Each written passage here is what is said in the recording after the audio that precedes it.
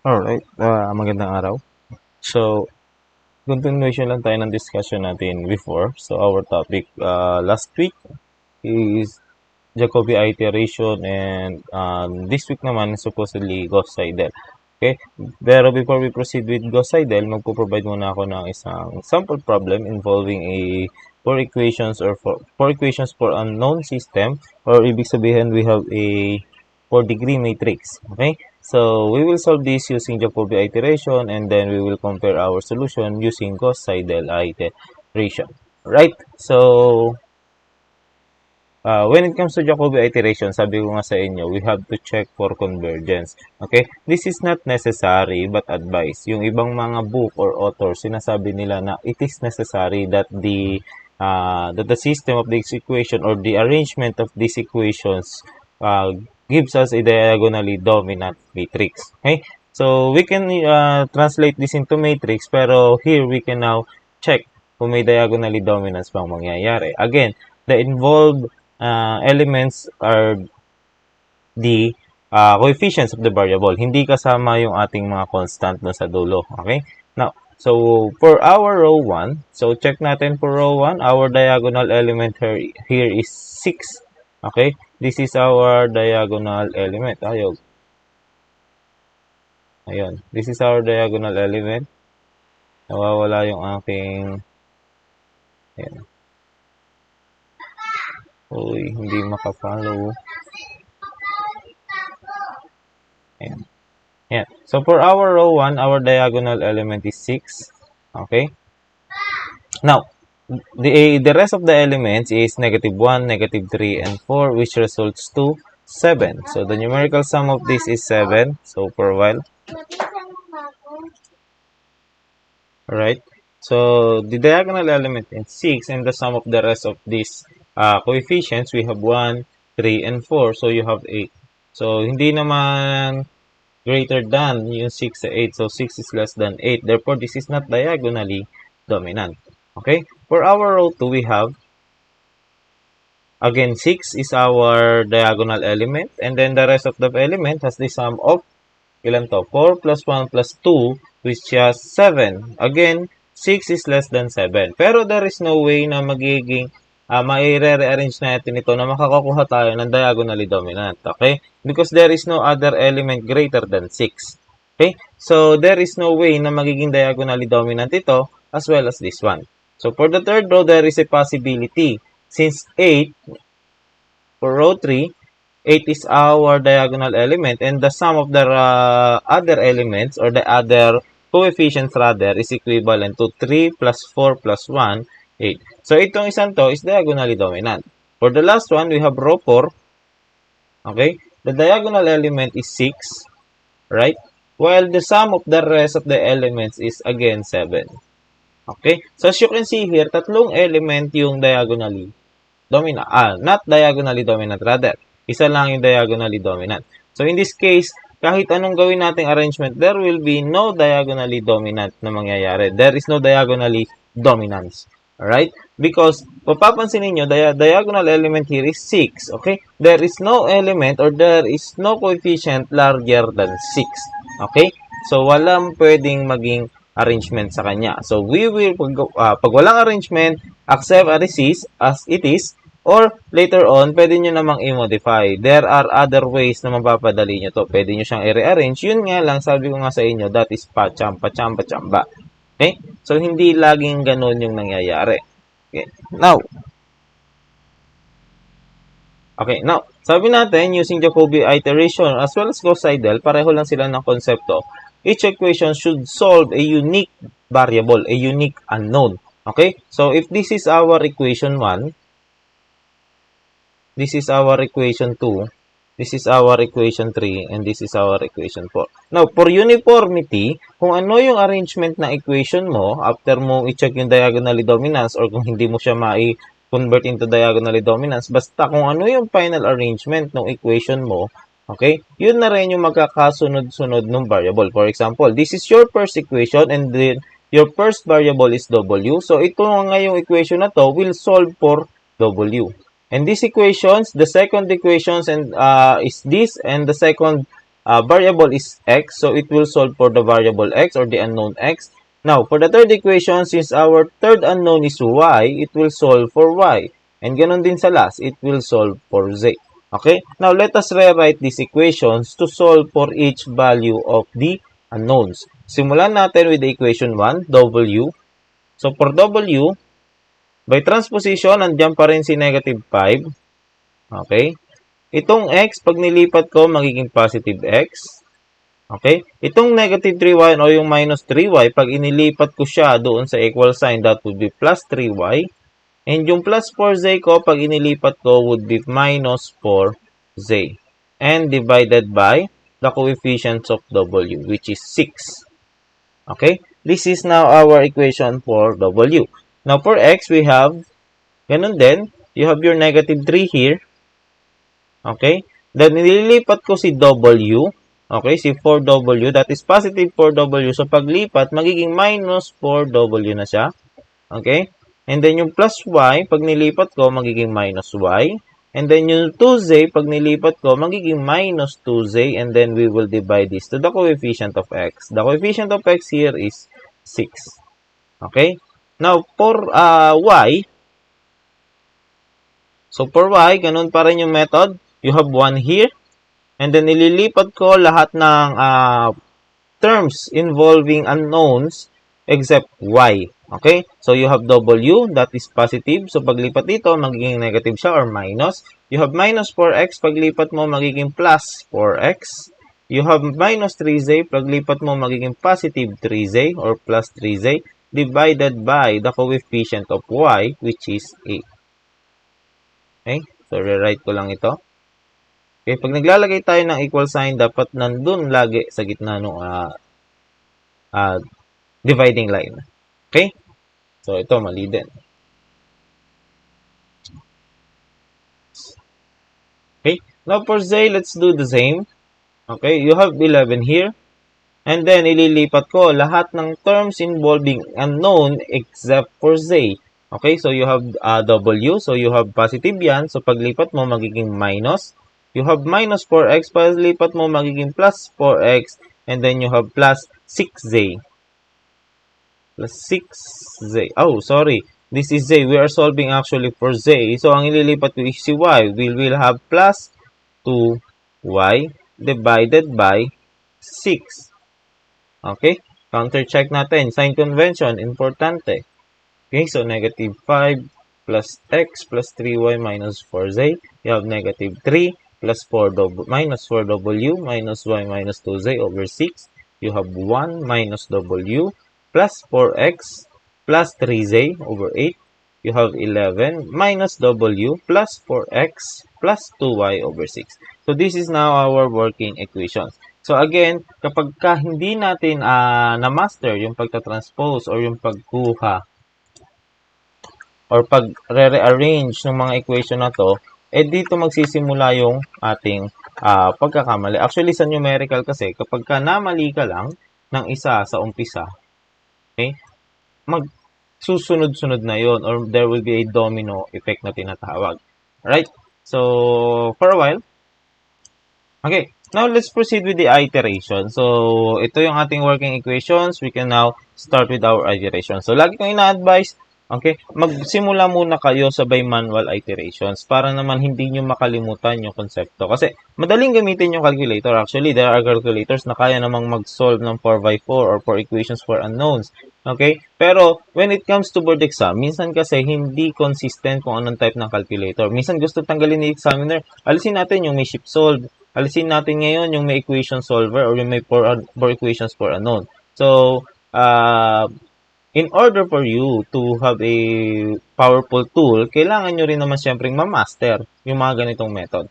Okay? Para nang sa gayon, tanggalin man yung 4 equations for unknown or the equation solver sa board exam, makakapag-solve pa rin kayo. Right? So, start tayo with the conventional method or the mano-mano or the by hand method. So, we call this the iterations. Okay? Now, for the initial value, WO is equal to XO is equal to YO, and then that is equal to ZO, and that is equal to 0.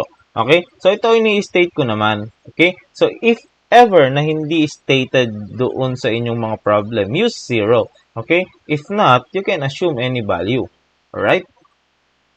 So, let's start with our first iteration. So, iter 1 na lang. First iteration, or we can call this iter 1. Iteration 1. So, let's solve for x. Hindi ko makita equation. Or w rather. So, to solve for w, we have w is equal to negative 5. Okay. Plus x, the value of x is 0. Okay. Plus 3y, the value of y is also 0. Okay. Minus 4z, the value of z is 0. Over, we have positive 6. Therefore, this is negative 5 over 6. Okay? Now, when you are doing iterations, so sabi ko sa inyo, even though this is an approximate solution or ang nakukuha natin values are decimal later on, okay, it is much better na use fraction during iteration if possible. Okay, as much as possible, use fraction kasi ito yung magbibigay sa inyo ng exact solution. Okay, malaki yung epekto ng rounding off pagdating sa mga iteration since our stopping criteria or our stopping condition is to meet our preferred preferred precision or yung ating term na sinabi ko sa inyo na nakaraan. Yung 0.001, okay? Tolerance, okay? So, to reach our preferred tolerance, mas maigi na wag na lang muna tayo mag-round off. Okay? So, sa calculator din naman, hindi tayo nag-round off. Right? So, we have x now. X is equivalent to negative 3. Okay? Minus 4w, the value of w is 0. Okay? Minus y, the value of y is also 0. Minus 2, the value of z is also 0, divided by 6. Okay? Which will yield to an answer of negative 1 half. Okay? Negative 3 over 6, that is negative 1 half. Okay? Now, for y, we have y is equivalent now to, hindi ko makita. Okay? We have 1 minus the value of w is 0. Plus, we have the value of x is 0. Okay? Plus 3, and then the value of z is also 0, divided by 8. Therefore, this is 1 over 8. Okay? And for z, we have 11 minus 0. Plus 4 multiplied by x is also 0. Plus 2 multiplied by y is also 0. Divided by 6. So, you have positive 11 over 6.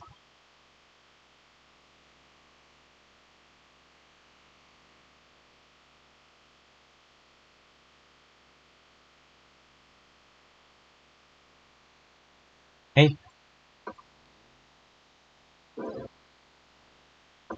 So, tapos na tayo with our first iteration. We can now proceed with our second iteration. So, kukunin ko nga lang ito. Then, ipapakat ko dito sa screen, ko lang ito.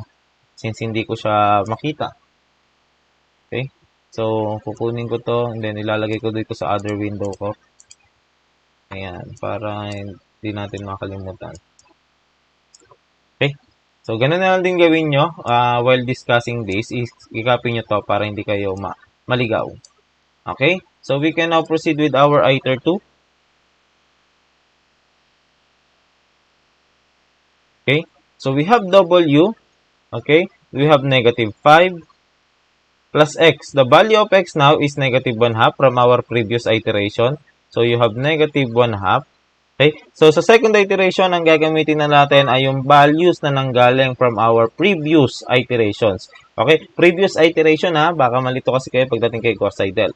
Okay? Pagdating kay Jacobi, then the following iteration, ang gagamitin natin values are from the previous iteration. Previous iteration.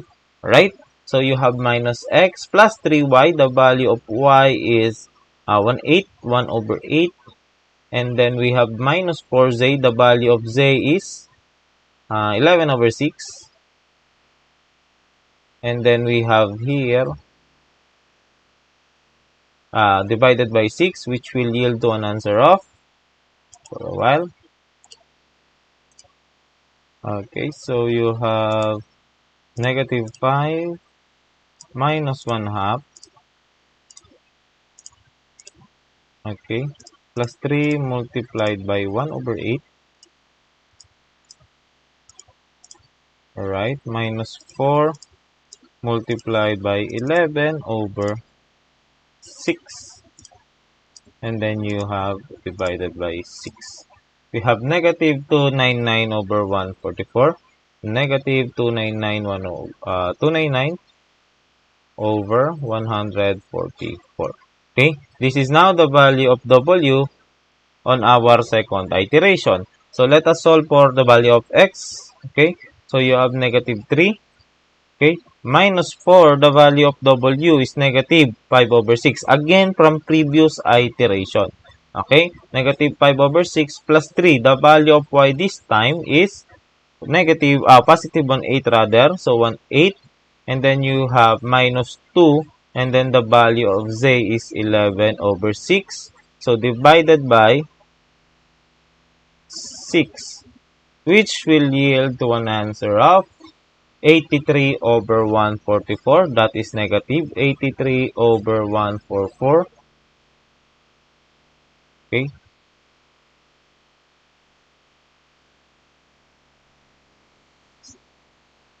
So, for iter 3, you have y3, y sub 3. Nakalimutan kong lagyan ng sub. Ay, iter 3 tuloy. Iter 2. So, y sub 2. So, lagyan natin ng subscript para hindi tayo malito. Ayan, y sub 1, z sub 1. So, y sub 2 now is equivalent to, wow,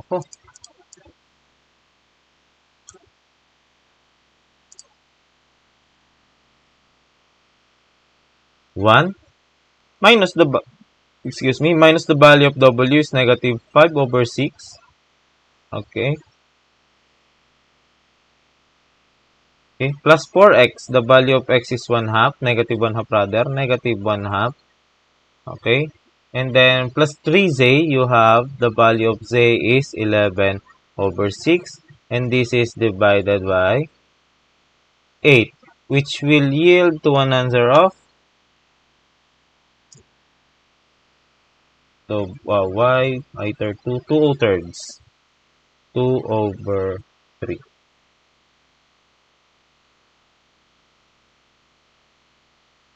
Okay, for Z2, we have 11 minus the value of W from our previous iteration is negative 5 over 6.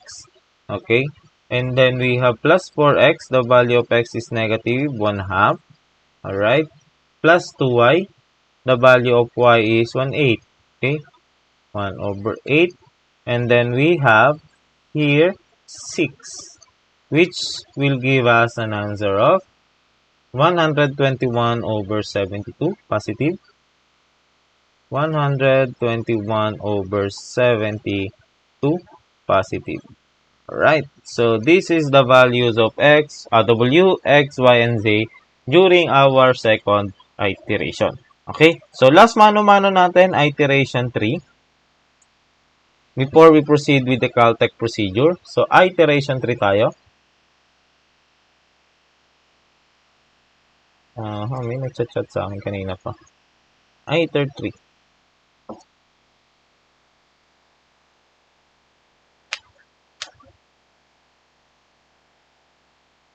Okay, so iter 3 tayo. Let us solve for w sub 3.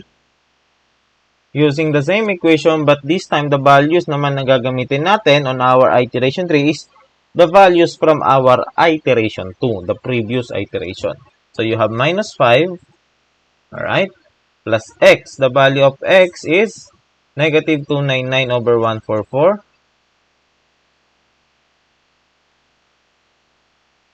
Alright. Plus 3y, the value of y is negative, positive 2/3. Alright, plus the plus 4z or minus 4z rather. So you have minus 4 and the value of z is 121 over 72 divided by 6. Which will give an answer of negative 1,483 over 864. Okay? So, you have x sub 4. Parang motor lang to, x4. X sub 3 pa lang pala tayo, sorry.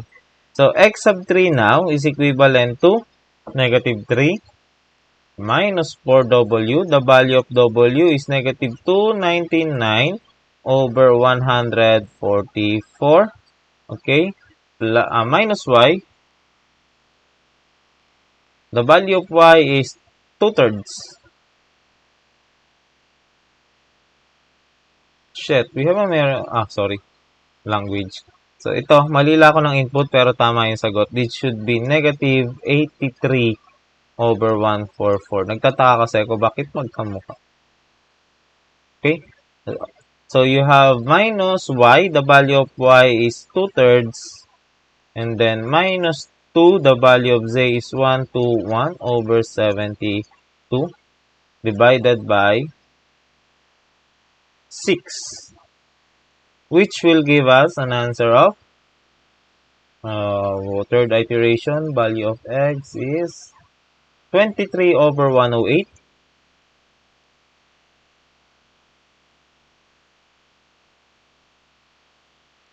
Alright. And then we have now y3. So y3 tayo. You have 1. Minus the value of w from our previous iteration. Negative 299 over 144. 4. Alright. Plus 4x. The value of x is, from our previous iteration again, negative 83 over 144.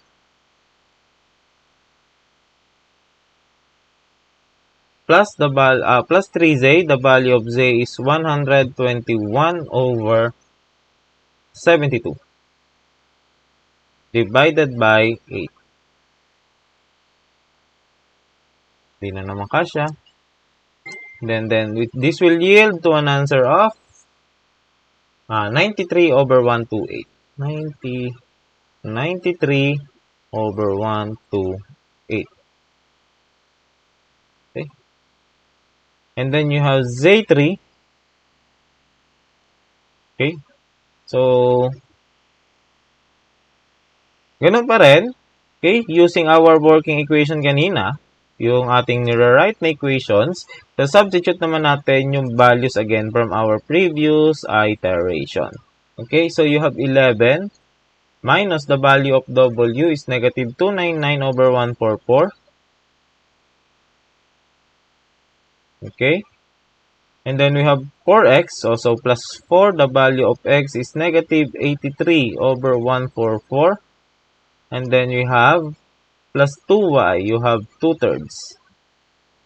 Okay, divided by 6, and this will give an answer of 581 over 288. So, hindi kakasya, wait lang. Zoom natin ng konti na lang. Ayan. So, we have equals either 3581 over 288. 581 over 288. Okay, so this is now the values of x3, y3, z3, and w3. So, from this point onwards, since nakita na natin, na alam naman pala natin yung conventional method, pwede tayong gumamit ng technique kasi sobrang haba. Okay? So, if we will be doing this conventional method lagi, so parang mauubos yung time. Since ang kalaban natin lagi dito is time, okay? So, we needed some help, some technique, okay? Para mapabilis yung ating pagsusolve. So, this time, gagamit tayo ng calculator. Kaya ba ito ng calcu na to? Since this is only for equations for unknown, unless otherwise, hindi kakasya yung syntax. Okay? So, sulat muna natin. So, the variables are w, x, y, and z. So, unahin ko muna yung input nila, yung previous value. Okay? So, ilagay ko yung previous value nila as f. Ito yon yung f dito. F, capital X, capital Y, and M. And then yung current value, saan natin ilalagay? Basically, yung current value. Okay? So, yung current value, ilalagay natin sa A, B, C, and D. So, as you can see here, E na lang yung available sa atin. So, hindi na pwedeng magdagdag pa ng variables. Okay, dapat kasi at least dalawa. You have the previous and the current. Pero pagdating sa Gauss-Seidel actually, mas may expand natin itong mga variables. Okay? So, isulat muna natin ito. Okay? Into calculator syntax, unahin natin yung mga previous values. Dito tayo mag-i-input. Okay? Pag nag-calc tayo, dito natin muna ilalagay yung previous values. So, you have F, and then you write semicolon, you have X, and then you have Y, and then you have M. Or semicolon, colon pala. Okay? So, this is the first portion. But this is optional. Pwede nyo tong hindi ilagay doon sa inyong calculator. Especially kapag okay, hindi na enough yung space ng calculator for another syntax or hindi na kasya sa calculator. Pwede mo tong alisin. Okay? So, nilalagay ko lang ito to make sure na namomonitor ko yung values, the change in values. Alright? So, you have semicolon again, and then you will write your first equation, W. So, sabi natin, W daw, the current value of W is A. Okay? By the way, this is the previous versions, or the previous values, the previous iteration. Okay? Ito yung ating mga previous values ng W, X, Y, and Z. And now, ilalagay naman natin dito sa kabilang side yung current values. So, the current value of W is A, and the equation for W is negative 5 plus X. Our previous value of X is also X. Okay? Plus 3Y. The previous value of Y is also Y dito. And then minus 4Z. The previous value of Z is dito, M. Okay? Divided by 6. Again, colon. Okay? So, ibig sabihin ng colon kasi you are solving multiple functions at the same time or consecutively, sunod-sunod. Okay? Now, the current version of, the current value of X is B.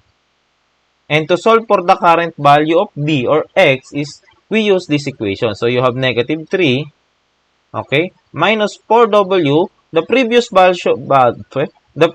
value of W is F. So, you have 4F. Okay. Minus Y. The previous value of Y is also Y. Okay. Minus 2Z. The previous value of Z is M. Okay. Divided by 6. Alright. So, again, add colon. Huwag kakalimutan si colon. And then, you can now proceed with Y. The current value of Y from our table is C. Okay. And then, we have 1. Minus the previous value of W is F. Okay. Plus 4. And the previous value of X is also X, capital X. Plus 3Z. Okay. The previous value of Z is M. So, this will be 3M. Divided by 8. Alright. So, colon again. And then we have now Z. The current value of Z according to our table is D. Okay. And then, we have 11 minus the previous value of W is F. Okay. Plus 4X. The previous value of X is also X. And then we have plus 2Y. The previous value of Y is also Y divided by 6. Okay. This is now our syntax. This is the second portion or the second part of our syntax which involves the calculation of the current values. Okay. Current values. This is basically, this is our previous iteration and this is our current iteration. Okay, so i-type natin sa calculator, we have F, and then you have colon. Okay, you have X, and then you have Y, and then you have, colon. You have Y, and then alpha M, alpha M. Okay, and then another colon, you have alpha A, alpha equals, okay, fraction tayo. You have negative 5 plus alpha X plus 3 alpha Y minus 4 alpha M divided by 6. Another colon. You have alpha b. Alpha equals. Okay, fraction tayo. You have negative 3 minus 4f. Alpha f. Oy! Tama. Minus 4f. Okay. Minus y. Okay. Minus 2 alpha m. Oops. AC. Balikan natin. 2 alpha m. So, kung magmamali kayo, huwag niyong pipindutin yung equals, replay button. Ang pipindutin niyo si AC. Tsaka pa lang kayo magre-replay. Huwag directly replay. Kasi pag directly replay, isang function lang yung babalikan niya. Okay? Divided by 6. So, kapag ka may error or na-equals nyo accidentally, na-calc nyo accidentally, press AC, terminate the operations, and then use the replay button. Huwag nyo i-direct na i-replay button, mawawala yung syntax ninyo. Okay? So, you have C. Okay? You have 1 minus alpha F. Okay? Plus 4 alpha X. Plus 3 alpha M. Okay? Divided by 8. 1 minus f plus 4x plus 3m over 8. And then another colon, ilagay natin yung ating last function d. Okay, alpha equals, okay, 11 minus alpha f plus 4 alpha x plus 2 alpha y divided by 6. Saktong-sakto yung syntax. Okay, 11 minus f plus 4x plus 2y over 6. Saktong-sakto. Now, if ever na hindi ko masya yung syntax, again, you can remove this first portion. This is optional. You can monitor naman to using the table. So, hindi naman necessary na nakalagay siya. Yun nga lang kasi nakasanayan ko na lagi siyang inilalagay so that I can monitor. Kung hindi ako magte-table, I can monitor the values. Okay? So, we have now here, okay? We have now the current values of x or our variables. Ilagay muna natin. You have W, X, Y, and Z. And the current values of W, X, Y, and Z. Ang ilalagay natin dito is A, B, C, and D. Alright? And then you have our previous iteration. I think that is iteration number 3. So, on our iteration 3, get the values. Let us get the values using the iteration 3. So, snippet ko lang to. Windows Shift S. Okay. Alright. Oops. And then, paste ko dito. Oops. Then, balik tayo sa 95, 100. Okay.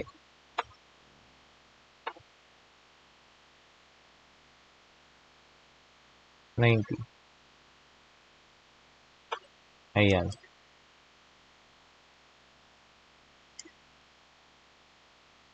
Okay. So, on our iteration 3, lagay ko na lang dito, iteration.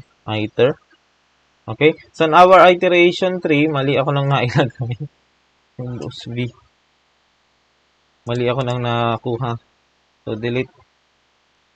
Kunin natin ulit. Windows Shift S. Ayun. Control B. Control B.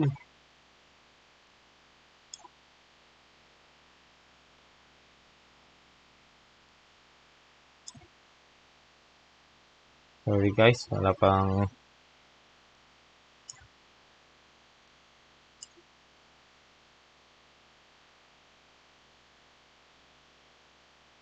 ayaw niya sumakto sa 90.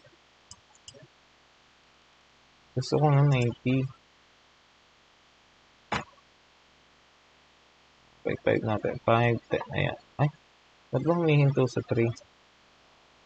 88 tuloy.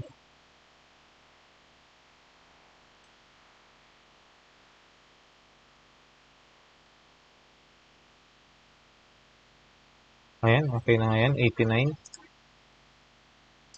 Okay, so lagay muna natin yung values. During our iteration 3, we have negative 1,483 divided by 864. And then, for x3, you have 23 over 108. Okay? And then for y3, you have 93 over, I think 128 yun. 93 over 128. And then for our z3, we have 581 over 288. 288. Okay? So we can now proceed with our fourth iteration. Pwede ko na itong i-delete. Okay? Delete ko rin yan. Okay? Ba't pa ayaw mong umayos? Ayan. 95, 93. Oh, ba't nag-i-stop tayo sa 93, boy?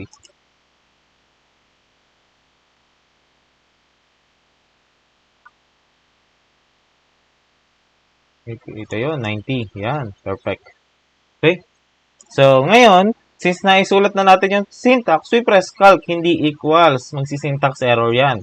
Okay, we press calc, and then write the values of f. Again, f is our, nilagay ko na lang din dito, this is your f, x, y, and m.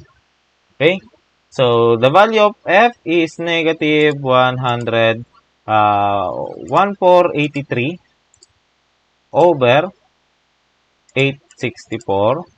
Okay? The value of y is 23. I think that this is positive. Okay? 23 over 108. So, nag-jump siya from positive to negative. Okay? So, and then y, we have 93 over 128. Okay? 93 over 128. And then for z, you have 581 over 288. Okay? So, these are the values of f. This is the value of x, y, and we have the value for m. So, we have a. So, as you can see here, nabigla na siyang pumunta into fraction, into decimal. So, maybe masyado nang malaki yung value ng ating variables. So, sobrang taas na ng value ng variables, hindi na kayang, or yung fraction, the numerator and denominator, hindi na kayang i-represent ng ating calculator into fraction mode. Okay? So, dito kasi ang inabot yata is 36,899 over 20,736. So, hindi na siya kayang ilagay ng calculator dito. Okay? So, you have negative 1.779.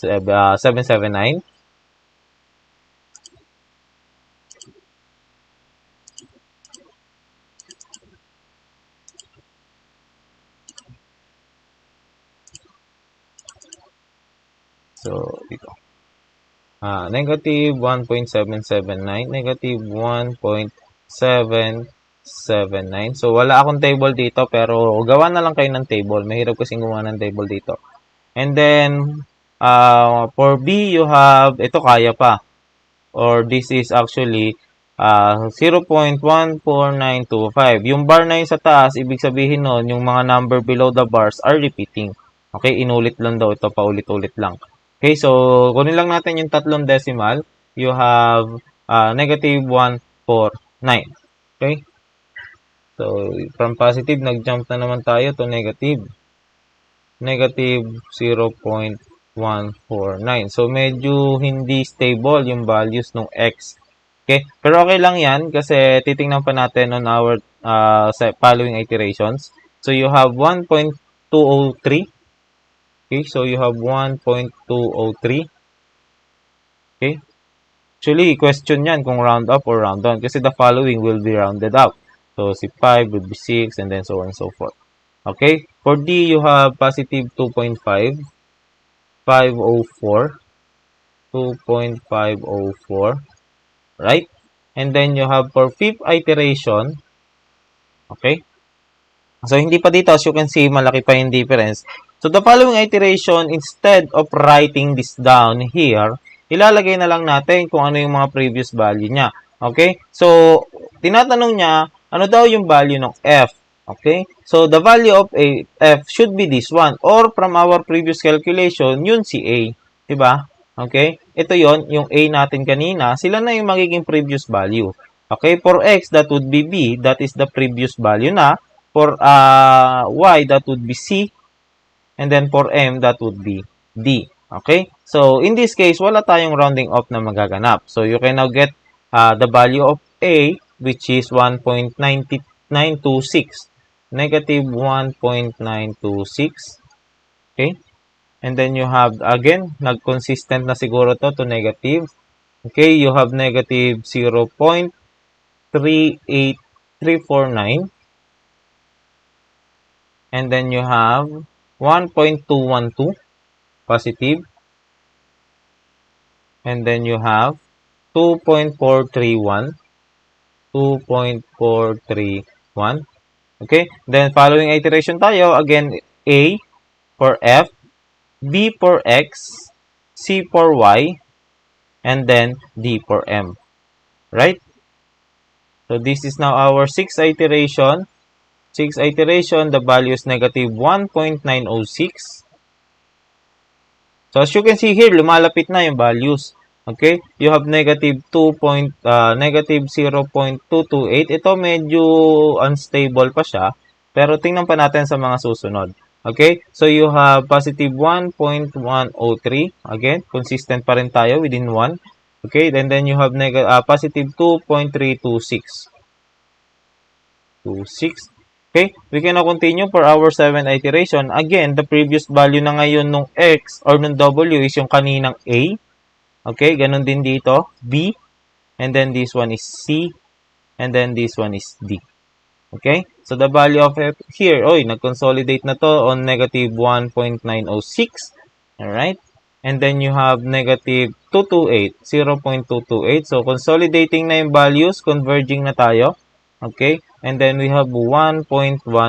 As you can see here on our 7th iteration, doon pa lang natin nakikita yung possibility of convergence. Okay, so 3 to 6. So kung titingnan nyo dito, converge na dapat dito, converge na rin dito, as well as this one, as well as this one.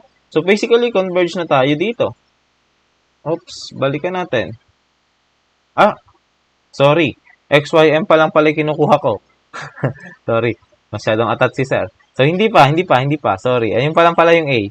So, you have 1.807 negative. Sorry, guys. 870 rather. And then, you have negative 0.188. So, hindi pa rin pala tayo converging. Nagtaka ko, bakit ang bilis? Okay. 1.2121 rather. Okay. 121. And then, we have 2.366.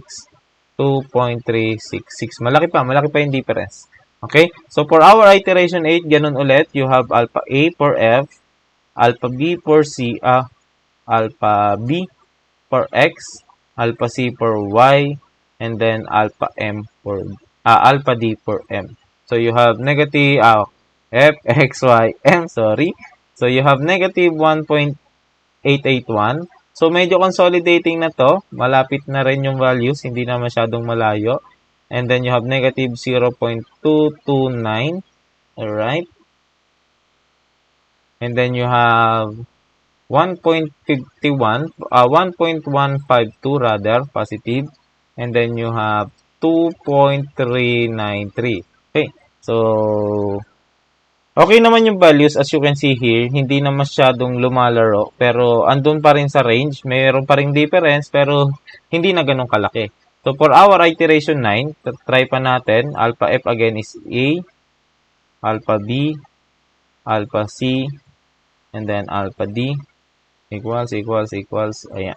So you have negative 1.891. Malapit na. Negative 0.235. Again, lumalapit na rin. And then you have 1.14.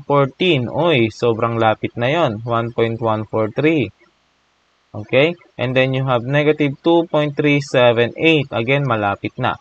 So, for our 10th iteration, we have alpha A again, alpha B, alpha C, and then alpha D. Okay? Yan. So, for our 10th iteration na yun, sobrang lapit na. 887. Okay? So, you have negative 0.223. And then, you have 1.136. And then, you have 2.373. Okay? So, hindi na kasya. Dito natin ilagay yung 11th iteration natin. So, you have alpha A, alpha B, alpha C, and then alpha D. Okay, equal. So, our A is negative 1.884. Lumapit na ng sobra. Negative 1.884. Okay, and then for B is we have negative 0.222. Okay, so okay na tayo sa tolerance ng ating B. Okay, for C is you have 1.139. Hindi pa okay tayo sa tolerance. Okay, so and then we have 2.378. So hindi pa rin okay. So as you can see, nauna pang mag-converge itong unstable kanina, di ba? So siya pa yung unang lumapit. And then for our iteration 12, continue pa tayo kasi meron pang discrepancy. Alpha A, alpha B, alpha C, alpha D. Okay? You have negative 1.886, meron pang 0.002 na difference. So, hindi pa okay. You have negative 0.226. Uy, lumayo. And then you have 1.141, lumapit, 0.02. And then you have 2.379. So, 0.01. Okay, continue pa tayo. Kaya pa yan. Okay? And then, equal pa natin, alpha A, alpha B, alpha C, and then alpha D. Okay? So, you have X, Y, and Z. Okay? So, negative 1.886 converged. Negative 0.226 converged. Okay? You have 1.140. Okay? Converge na din ito. And then you have 2.378. Again, pwede na tayong tumigil kasi the difference between this one, okay? So, x13 minus x12, okay? Lagyan ng absolute value. This is approximately 0.001. Okay? Then the absolute value, W rather. Okay? So, x13 minus x12 naman, that is also, ito 0 nga ito eh. Okay? 0, 0, 0. And then this one is, okay? So, this one is 0.226. Again, 0.000. Okay? And then you have the absolute value of our y13 minus y12. That will give us, okay? So, dito 0 to. Oops, baka may mali ako dito. I-check ko nga. fxy. Okay, this is 140. Okay, 141. 141. Okay, this is 0.001. Okay, okay na tayo dyan. And then, yung ating Z13 minus Z12. Okay, that will give us another 0.001. So, okay na rin tayo dyan. Okay, so converge na tayo. Pero kung gusto nyong itry pa, wala namang kaso. Okay. So, lagay ulit natin. Isa pa. For checking lang. Okay. So, lagi ako nagda-try pa ng isa pa, another iteration, to check if this is really converge. Baka naman, hindi pa yun yung talagang value. So, you have negative 1.886. Converge na talaga. You have negative 0.225. So, converge na rin talaga. Okay, 0.001 na rin yun. You have 1.3139. Okay, converge pa rin. And then you have 2.377. So, converge pa rin. Although, lumaki yung difference, pero the values are within the range of, within the tolerance. Okay? So, kung gusto mo, i-try pa natin ng isa eh. Okay? Alpha B, alpha C, and then you have alpha D. Okay? So, for our 15th iteration, you have negative 1.886. Again, consolidated na to sa value na to. And then, you have 0.225. Uy, converge na converge. And then, we have 1.140. Alright, medyo bumalik doon sa value ulit na yon. Okay, and then you have 2.378. Okay, so these are the values. So, basically, okay, for our final answer, since na-check naman natin yung tolerance at okay na tayo dyan, okay, the value is, for x, the value of, for y muna, w rather, sorry, nalilito na rin ako. For w, okay, the approximate value of w is negative 1.886, Okay? And then the approximate value of x is negative 0.225. And then the approximate value of y is equivalent to 1.140. And then the approximate value of z is equivalent to 2.378. So basically, itong last iteration sa kung saan napansin mo, okay na, stable na talaga yung tolerance, hindi na nagbabago. Yan yung ating final answer. And ito yung ating kasagutan. Okay? So hindi ito yung exact values, but this is approximately equal to those values. Okay? So that is our Jacobi iteration, my friends, and that would be your first quiz. And we can now proceed with our second topic, which is Gauss-Seidel iteration. Okay? So sabi ni Gauss, hindi siya patatalo kay Jacob Jacobi. Kalimutan ko, Carl Jacobs Jacobi. Okay? So ngayon si Gauss naman, si Carl Friedrich Gauss, nakalimutan ko yung mga pangalan nila, nalilito na rin ako. So sabi ni Carl Friedrich Gauss with Born-Seidel, gagawa sila ng isa pang solution, or we call this also Liebman method. Okay? So sabi nila, mahirap daw masyado, and we can also upgrade or modify yung method ni Jacobi para mas mabilis yung convergence. Okay? So, same condition pa rin sila, same initial requirements. Although, sabi ng ibang authors na nag-present ng Gauss-Seidel, sabi nila, required daw kay Gauss-Seidel na diagonally dominant and also positive, okay, lahat ng members. Pero hindi naman actually laging ganon. Okay? As you can see here, we can try Gauss-Seidel using the same problem, and let's see kung magka-converge tayo with the same answers. Okay? So, using Gauss-Seidel naman tayo. Ikunin ko lang ito. Alright. Control C. And then, paste ko lang siya dito. Control B.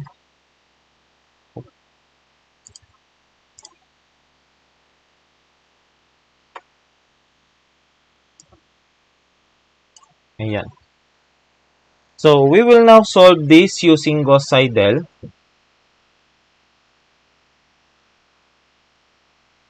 So, simulan muna natin ng mano-mano, and then, i-modify natin yung syntax na to.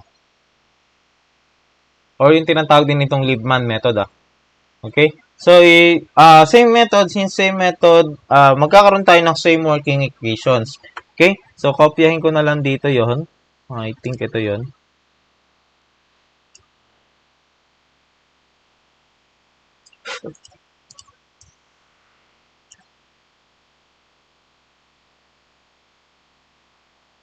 So again, hindi siya diagonally dominant, and there is no way para maging diagonally dominant siya.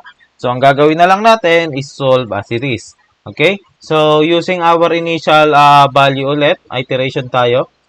Iteration method. Okay? The initial value of W or W naught, W sub O, kung ano man ang gusto ninyo, X naught, Y naught, and Z naught is equivalent to 0. Same initial assumption with our Jacobi iteration. And then, let's see kung sino yung mas mabilis yung convergence. Pero, hindi laging si Gauss-Seidel, Okay? So, let's start with our iter 1. Iteration 1. Okay? So, let's solve for W. The value of W now is equivalent sa negative 5.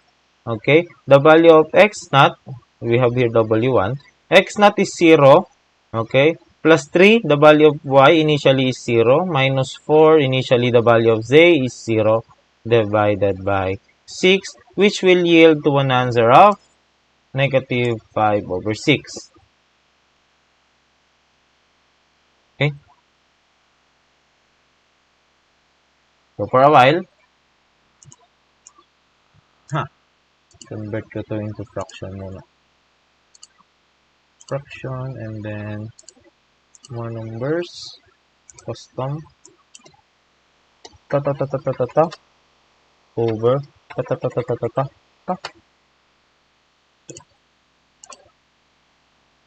Okay. Yan. Nice. Alright. So, you can now solve for x1. Inayos ko lang yung Excel ko actually. So, if you want to see kung ano yung ginagawa kanina. Ito yan. Ayan. Naka-Excel na kasi lahat yan sa akin. So, para hindi tayo masyadong mag-consume ng time solving. So, you have x1. Okay? So, the first value of x1, ganun pa rin. You have negative 3 minus 4w. But this time, yung value na gagamitan natin for w is the value from our previous calculation. Hindi na previous iteration, but previous calculation. Since na-solve na natin si w previously, ito ang ginawa natin, hindi na natin isa-substitute yung 0, but rather itong value na ito, negative 5 over 6. Okay? Plus, o minus rather, ayun, minus y. The value of y is 0, and then minus 2z. The value of z is also 0. Okay? So, and then divided by 6, which we will have a value of 1 over 18. 1 over 18. Let's confirm these values. Okay? So, oops. Meron pa ba akong ibang calculator dito? Calculator. May HP prime yata ako. Try natin to. Medyo pangit yung calculator na to, pero sige. Scientific. Alright. So, you have, paano ba mag-fraction dito? Tingin ko, single line lang to. Single line nga lang siya. Okay? So, unahin muna natin yung numerator. You have negative. Paano maglagay ng negative? Ayun. Plus minus. 6. Alright. So, negate? Ba't negate?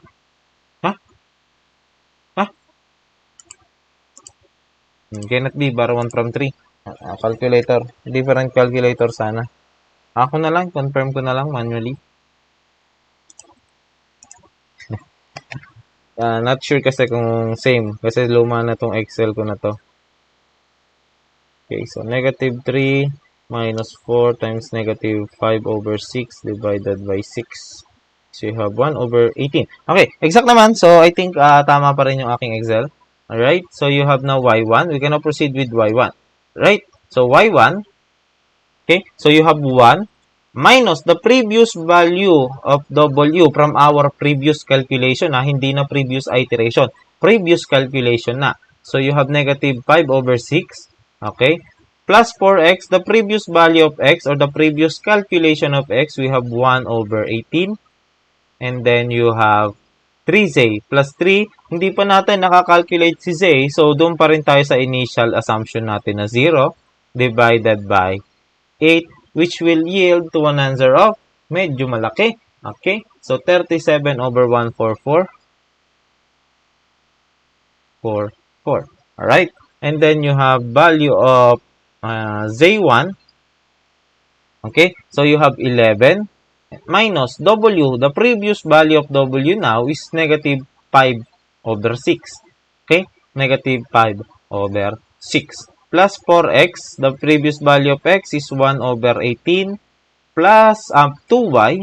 And then, we can now use this previous value of y instead of our initial assumption. So, our previous value of y is 37 over 144. Okay? And that is divided by 6. Oops, sorry. Control Z. Divided by 6. Which will give us 905 over 432. 432.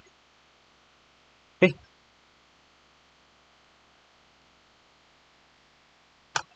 So, yung mga susunod na iteration will give us a very, very large amount of numbers or very, very large amount of numerators and denominators. So, mas maigi kung i-calculate nyo to naka-decimal. Yun nga lang, magkakaroon tayo ng problema with the rounding off. Sige, i-retype na lang natin. Wala, no choice eh. Walang no choice. Okay? So, iter 2. Tayo. Iter 2, iteration 2. So, you have W1 now. Okay? So, copy ko lang saglit yung aking working equations to this one. Okay?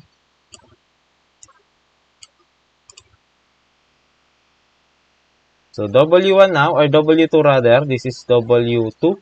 Okay? We have negative 5 plus x. The previous value of x is negative 5, negative 1 over 18. Positive pala. 1 over 18. Positive 1 over 18. Okay? Plus 3. the previous value of y is 37 over 144. 144. Okay? Minus 4z, the previous value of 4z is 905 over 432. Okay? And then that is divided by 6.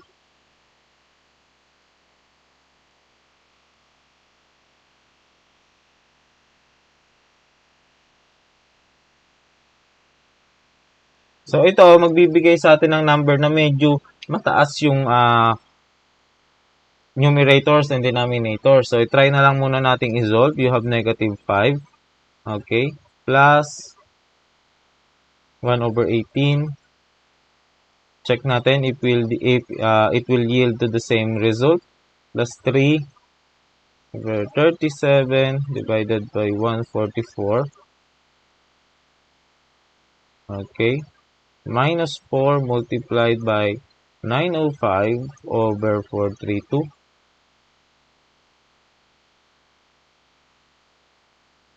Divided by 6.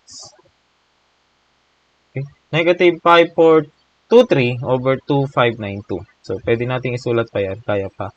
Negative 5423 divided by 2592. Okay. So, store ko nga ito muna sa A, pansamantagal. Okay? And then you have x sub 2. So, for x sub 2, we have negative 3. Okay? Minus 4w. Okay? The previous value of w now, it's ito, negative 542. Negative 5423 over 2592. Okay? Minus y, the previous value of y is 37 over 144. And then we have minus 2z, the previous value of z is 905 over 432. And then this is divided by 6, which will give us an answer of, so pwede nating i-calculate muna to, negative 3 minus 4. Since in-store ko yung previous value ni W kay A, ilalagay ko na lang yan dyan, alpha A, 4 alpha A, and then we have minus, hindi ko pa ito na-store, 37 over 144, okay, minus 2 multiplied by 905 over 432. Alright, and then this is divided by 6, which will give us 1195 over 776. Pareho pa rin. 1195 over 7776. Okay? Hindi nakakasya dito. So, ilalagay ko na lang sa baba yung iteration for y. So, store ko muna to sa B. Shift, store ko to sa B. Okay? So, para mabilis yung calculation ko mamaya. So, you have y3 is equivalent to, or y2 rather, for a while, may choppy. Okay, so let's proceed with y2.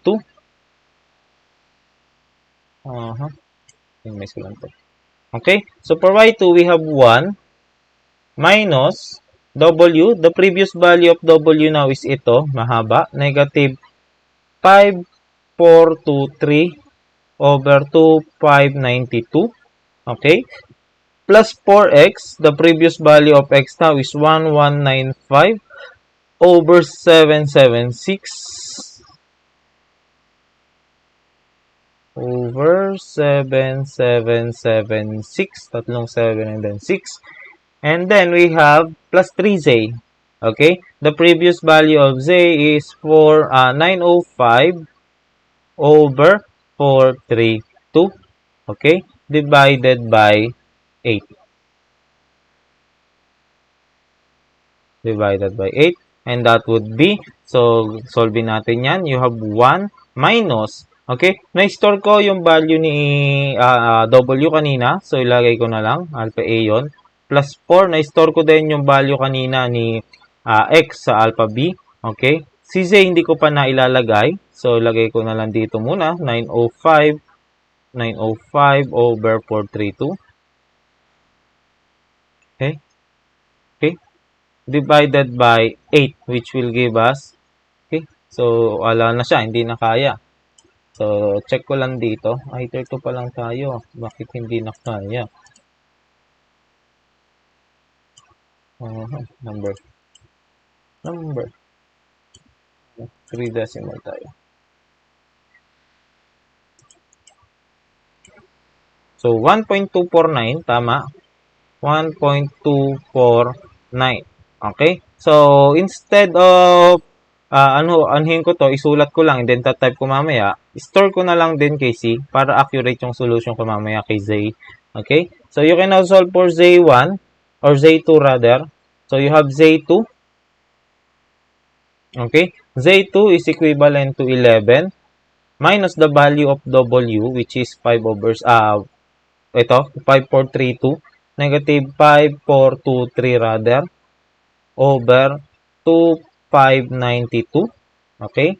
And then we have plus 4. Alright, plus 4, the previous value of x is 1195 over 7776. Okay? 7776. And then, ulitin ko yun. 776. And then we have plus 2y. The previous value of 2y, lagay ko na lang muna. Pero, syempre, hindi natin to i-round off mamaya. 1 point, kasi nakastore na yan kay C. 249 divided by 6. Okay? Divided by 6, which will give us, so sulat muna natin, 11. Minus, since ito, in-store ko ulit to kay A, so alpha A na lang ulit ito. Plus 4, dito, in-store ko na to kay alpha B. Okay, kay B. Plus, ito, syempre, kaso-solve lang natin, kay store lang natin kay alpha C. Divided by 6, we have 2.7 exact. 2.701. Rather, 2.701. Alright? So, ito, i-store ko muna kay D. Shift, i-store ko kay D. This is now the previous values of X, W, X, Y, and Z. So, si A, B, C, and D has the values of X, W, X, Y, and Z. So, pwede ko siyang gamitin sa susunod ko na iteration. So, for my iter 3 tayo. Okay? So, you have W1, W3 rather. This would be negative 5 plus the previous value of X. The previous value of X is 1195. Okay? Over 776. Okay? 7. Isa pang 7. 776. Okay? Plus 3. The previous value of Y is 1.249. Okay? Plus we have minus 4Z. And then the previous value of Z is 2.701. This is now divided by 6. Okay? So, if you want to solve this, syempre na-store na natin yan kanina. Okay? This is X, so that is alpha B. And then this is Y plus 3 alpha Y, that is C, 3C, minus 4 alpha Z is D divided by 6. Okay? So, you have negative 1.984. Alright? So, ganun ulit yung gagamitin natin. You have X3.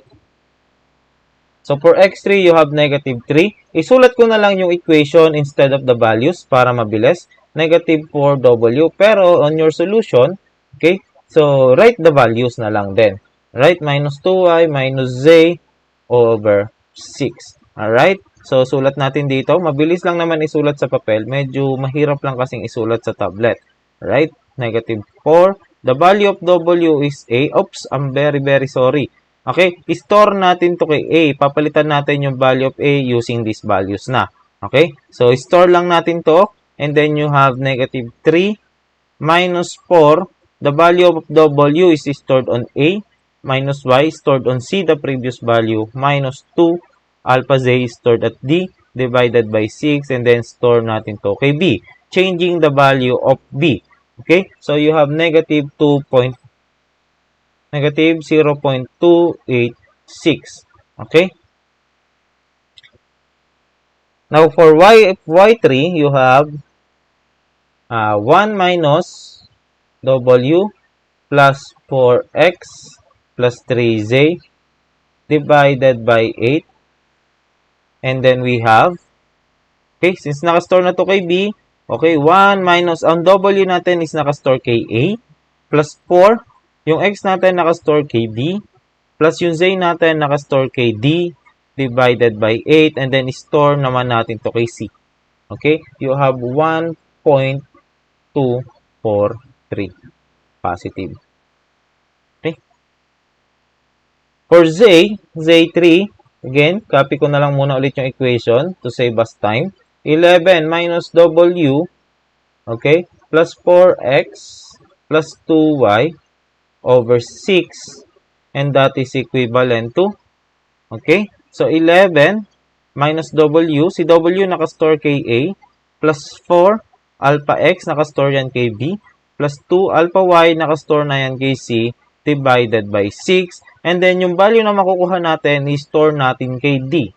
Okay? So, you have 2.388. 2.388. Now, kung hindi mo magamay yung calculator, ganitong method na calculator, you can use the manual method, yung ganito. Okay? Binigay ko lang ito to save us some time because it is already 1 hour na nagdi-discuss ako.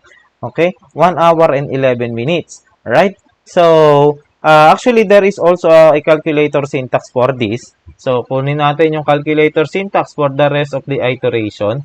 Very similar doon sa una. Basically, tatlong method halos na magkakasama-sama yung nadidiscuss natin ngayon. You have your manual, okay? The basic technique sa calculator, the storing, and then we have the simultaneous, the multifunction calculator, okay? Several functions tayo. Now, again, ganun pa rin. You have your variable X, W. Lagi ko nakakalimutan si W. W, X, Y, and Z. Okay? Then, the previous values, lagay muna ulit natin. The previous values are F, X, Y, M. And then, the current values is A, B, C, D. Okay? Actually, pwede naman natin itong gamitin. Okay? So, snippet ko lang ito. Try natin itong gamitin. Oops.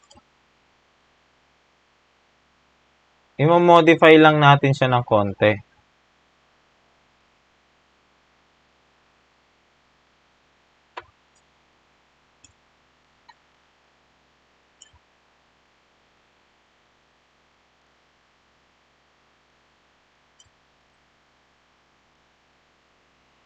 So, this is our previous value and this is our current values.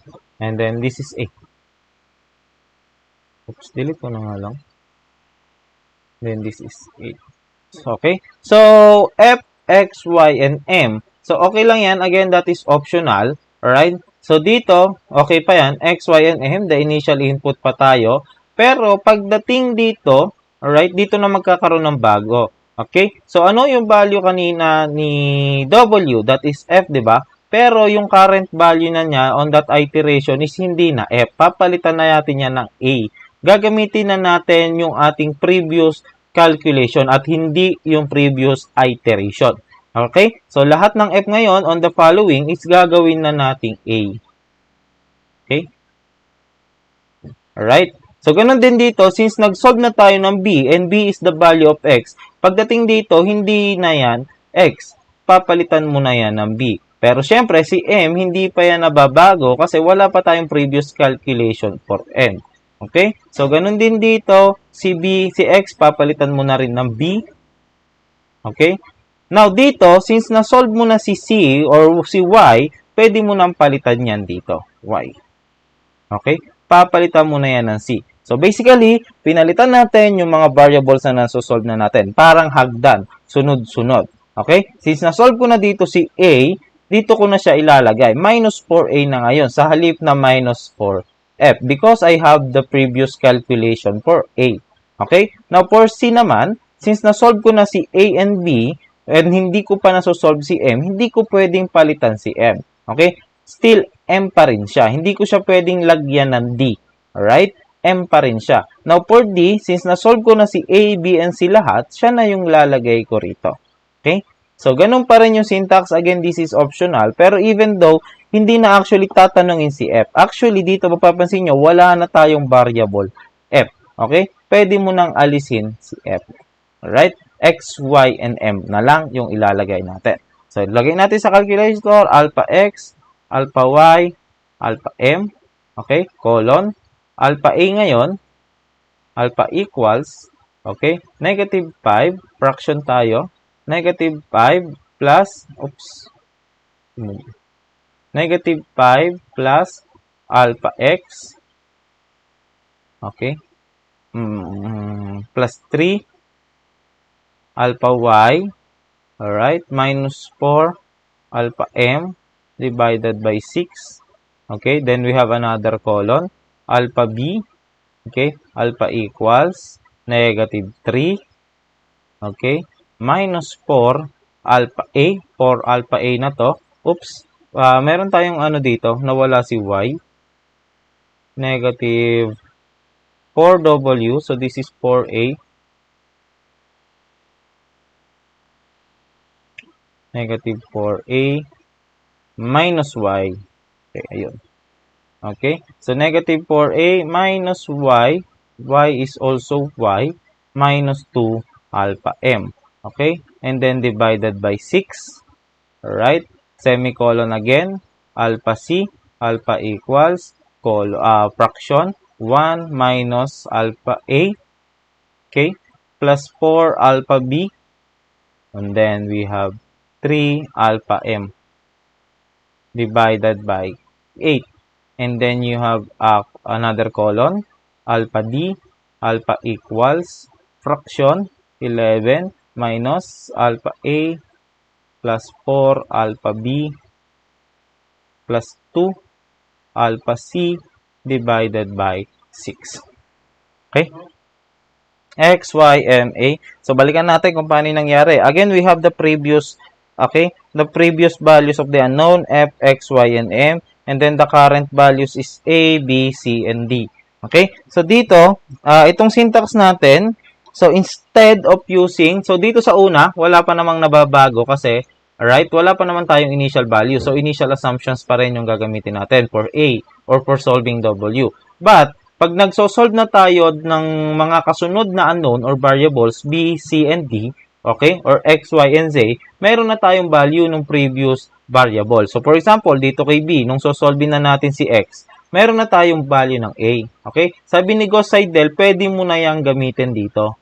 Okay? Hindi mo na kailangan magsimula ulit doon sa previous iteration. Pwede mo na yang gamitin dito. Okay? So, pwedeng yung previous value gagamitin na natin. So, that in C, so, sa halip na ang gagamitin ko is F for A or yung previous value ng W, gagamitin ko na yung value ni A on that current iteration. Okay? Ganun din kay B. Gagamitin ko na yung current value ni B instead of the previous iteration. Pero kay M, syempre, hindi pat natin alam yung current value ni M. So, gagamitin pa natin yung from previous iteration. Okay? Now, for D, okay? So, since na-solve na natin yung current value or the present value of A, B, and C, gagamitin ko na yan just to solve for D. Okay? And paulit-ulit lang. Now, if I press calc, tatanungin ako niya ng mga previous value. Ano yung previous value ko ni X? So, ito, nabago. Equals nga. Y is 1.139. M is 2.367. AC. Balikan natin. Calc natin. So, for X, in-store ko nga pala to sa B. Sige. For Y, in-store ko yan kanina sa C. And for M, in-store ko yan sa D. Okay. So, X is negative 2.8286. Y is 1.243. And then, M is 2.8387. So, basically, yung in-store ko kanina, yun na lang din yung ginamit ko ngayon. Okay? Now, let's proceed with the iteration. Okay. So, again, we have W, X, Y, and Z, F, X, Y, or M, and then we have A, B, C, and D. Okay? So, we have now iteration number 4. Simulan ko na sa 4, 5, 6, 7, 8. Diyan muna tayo, baka sakaling mag-converge na on these values. Okay? So, for iteration 4, the value of A is negative 1.851. Negative 1.851. For B, that would be negative 0.269. Okay? For C, you have 1.117. 1.117. And for D, you have 2.335. 2.335. Okay? So, for fifth iteration, ganun pa rin. Pero this time, our X na ngayon is B. Alpha B. Okay? And our Y is alpha C. And our M is alpha D. Okay? So, you have X, Y, and Z. Pareho yan ang makukuha. So, the previous values of X is negative 2.69, 1.117, 2.335. So, the value of A now is equivalent on our fifth iteration is negative 1.876, negative 0.214, then we have 1.128, and then we have 2.380. Okay? So, for the fifth iteration, ganun pa rin, alpha x is stored on B, alpha y is stored on alpha C, alpha m is stored on alpha D. So, you have A ngayon is negative 1.891, medyo malapit na. For B is you have negative 0.220. For C, you have, positive ito, 1.144. Okay? And then for D is we have 2.383. Okay? For our 7 iteration, again, yung X is nasa B, yung Y is nasa C, and yung M is nasa D. So, you have negative 1.886. Pa-converge na tayo. You have negative 0.227. Okay? You have 1.141. And then you have 2.337. 377 rather. Okay? So, for our 8th iteration, again, si X ay nasa B, si Y ay nasa C, at si M ay nasa D. So, you have negative 1.885. Okay? Under tolerance na. Negative 0.226. Again, under tolerance na ulit.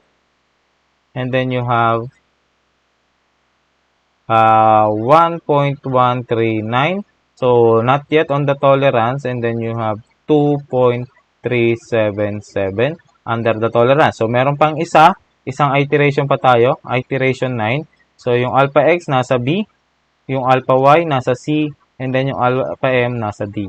Okay? So, you have 8 is negative 1.886 under the tolerance. Okay? You have negative 0.225 under the tolerance. And then you have 1.140 again under the tolerance. And then you have 2.37. Okay? So, kung hindi ka pa satisfied, you can try iteration 10 again. So, yung alpha A natin, oh, sheesh. Okay. Calc natin. Alpha B. Alpha C. Alpha D. Okay.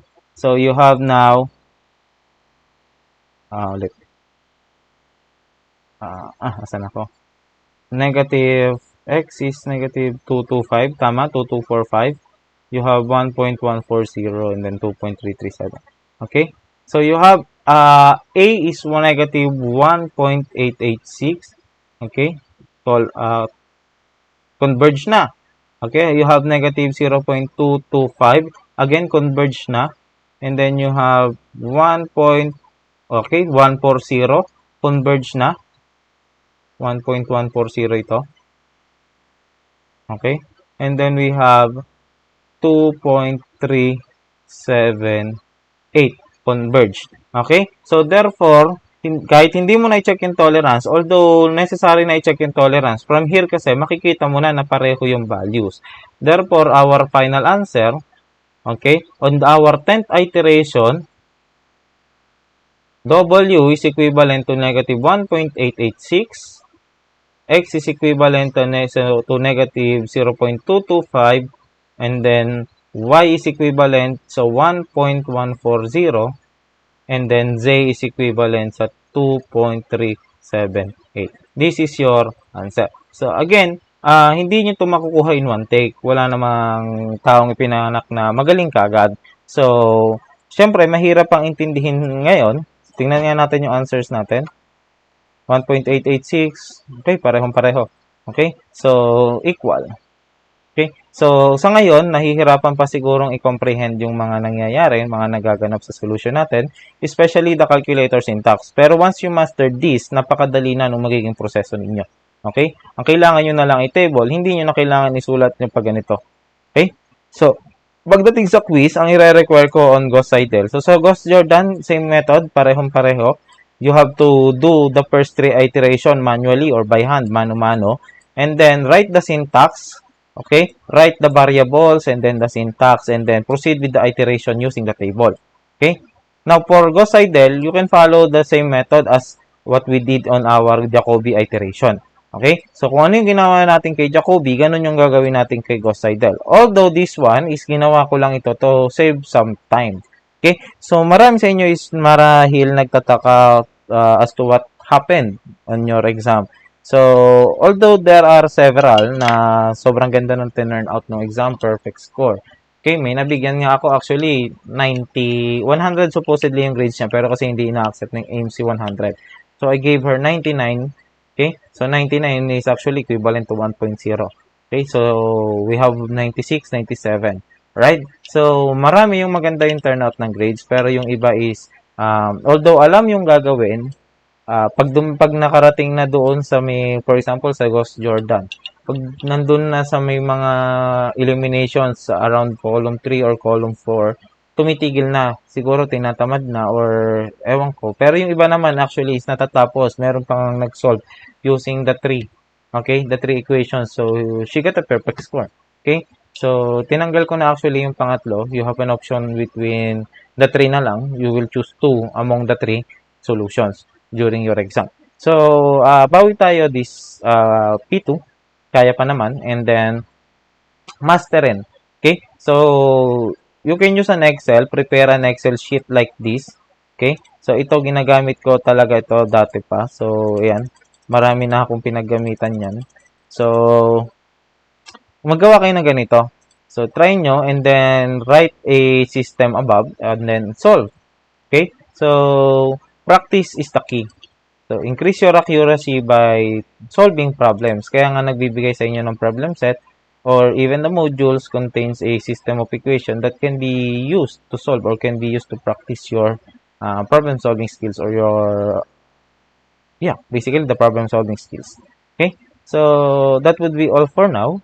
So, continue solving your problem set. By the way, yung problem set, hindi ko kayo pagagawin ng Excel. I won't ask you to do Excel because karamihan doon is same lang yung ipinapasa sa akin na program. Nagka-copy-paste lang. So, walang effort na nangyayari. So, instead of doing the Excel, I want you to do it like this. Since by hand, yung part A, I want you to do this. I want you to do it by using this syntax. Okay? Para ma-practice yung calculator ninyo. Okay? So, instead of Excel again, use calculator syntax. Okay?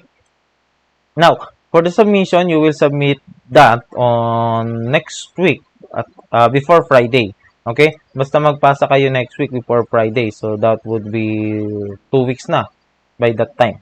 Okay? So, 2 school weeks. So, supposedly, nagawa nyo na si Jacobi and now you can now solve the remaining problems using the Gauss Seidel. Okay? So, again, the submission is until next week, Friday. So, when kailan ba ako babalik na school?